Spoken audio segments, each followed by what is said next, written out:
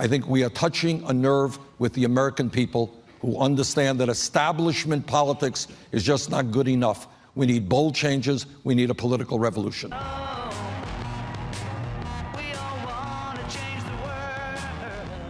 In the run-up to the New Hampshire primary, outside candidates like Bernie Sanders and Donald Trump were dominating the field against both establishment politicians and other outside contenders. What was happening? What were these candidates tapping into?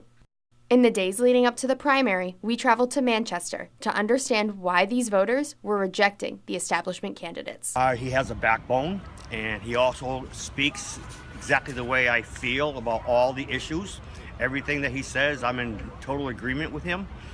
And I think that this country, for where we're at right now, we need a strong man. I don't like politicians, so it's either him or Carson.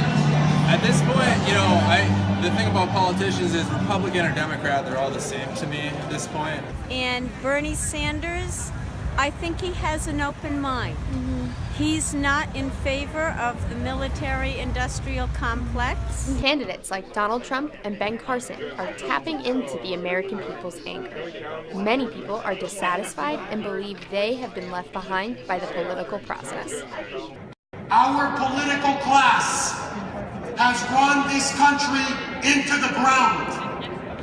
And that is why what we need is an anti-establishment insurgent.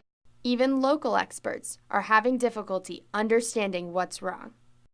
The demographic that exists here, I don't know why they would lean Trump. So I'm a little curious to understand that. But really, as far as the voters versus the message and Trump's general audience, I am having trouble figuring that out myself. So that's a mystery to me. With outsider candidates crowding the field, establishment politicians like Jeb Bush, Marco Rubio, and even sometimes Hillary Clinton struggled to capture the limelight. Oftentimes, they found it difficult to hide their frustration. And I found it beyond offensive that a person who thinks he's the big dog on the stage would disparage people that are, it's just ridiculous. It's a sign of deep insecurity. I'm not a psychologist or a psychiatrist, but the guy needs therapy. In spite of the rising anger, there are still people who trust experienced politicians.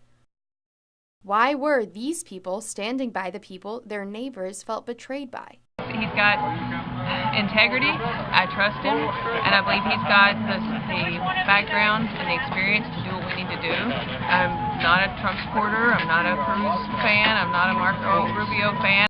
But even some establishment supporters feel the need to resort to the same bombastic strategies as Donald Trump. Trump's a fool! Yeah. Have you seen the budget? As the election continues, it's become clear the establishment hasn't accepted and addressed the anger driving the populace.